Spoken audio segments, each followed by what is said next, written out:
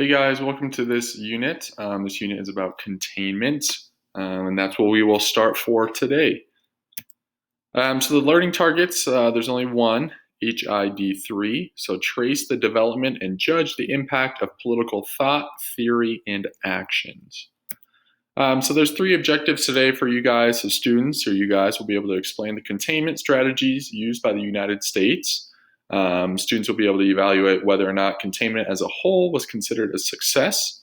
And then students will be able to critique historical argument using historical evidence. So critiquing a thesis, historical thesis that you guys will see in the activity. So to give you guys a little bit of background about what is containment. So containment is the United States policy created after World War II. It was a Cold War policy that was made or created to prevent the spread of communism around the world.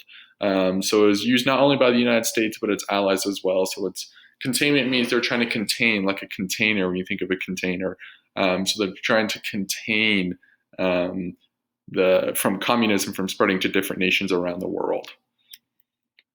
So to get into it, we're going to go ahead and look at the differences between capitalist and capitalism countries, such as the United States, and then communist countries and communism. So to start off, capitalism, this is an economic and political system in which a country's trade and industry, so its trading and factories, are controlled by private owners for profit, so business owners, rather than by the government. So this is talking about how it's an economic and political system that owners or CEOs or bosses of these industries trade and control their own profit rather than the government controlling their profit. It's an economic system, more importantly. The government basically plays a secondary role, like I said, and then people and companies make most of the decisions and own most of the property and money. Communism is a political theory derived from Karl Marx, and it advocates class war leading to a society in which all properties is publicly owned and each person works and is paid according to their abilities and needs. So again, this is where more of the power is with the state or with the government, and it's not so much with the bosses and CEOs like we saw in the capitalist society. This is all based on your abilities and your needs. That's what you will get paid off or paid of from the government and state. So very much government controlled, and capitalism is more personal individual control over their money. You guys will learn a little bit about CIA and covert operations. So covert just means hidden operations conducted by the CIA, which is also the Central Intelligence Agency. And it prevented communists from staging revolutions from within countries. Developing nations, so you'll hear a lot about developing nations. These are just nations with primarily agricultural economies, not industry. And then leaders of these countries look to the Soviet Union as a model of how to industrialize their country. So go from farming to factories, makes more money, better economy. So they look to communism for that. One of the major examples is the Berlin airlift, which occurred on June 6, 1948. So basically the Soviet Union blocked all the roads, railways, and ground transportation routes from anyone coming in or out of Berlin.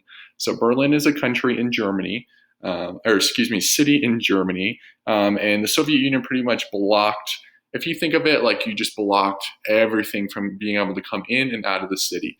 So the United States began to fly planes over the city and dropped off food, water, and supplies to the citizens of Berlin. There's a little picture down here to the right. So the United States said, well, if we can't help Berlin out from falling to communism because the roads and railways and all that, ground transportation is blocked, let's fly planes over and drop off food, supplies, and water and let them know that communism isn't for them. Another important person you might need to know is President Kennedy. So he was president from January 20th, 1961 to November 22nd, 1963. He supported the containment strategy created by President Eisenhower just before him. It was unsuccessful in talks. He was unsuccessful in talks with the Soviet Union, leading to the building of the Berlin Wall by the Soviets. So President Kennedy, a lot of people look at him and say that his containment strategy was not the best, and that really didn't do much. But you'll come up with your own idea of whether or not containment worked or did not work. This is just an example. So based off of that background, now you guys know a little bit, one event, one person, what the CIA was, what communism is, what capitalism is, what containment is. Hopefully you guys are ready to start the activity. I will walk you through that in a separate video, so please make sure to watch that video as well. Also, if you have any questions about this PowerPoint or anything that has to do with this unit, please, please, please first watch these videos. So if you're watching it, you're off to a great start.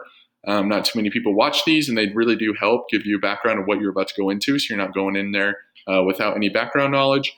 And then also please email or message us on Empower or through our emails, or join our Zooms for the rest of the semester. So please reach out if you need help. That's what we're here for. We'd love to help you. Don't be shy. Don't be afraid. We're only here to help you guys. All right, I'll see you in the next video.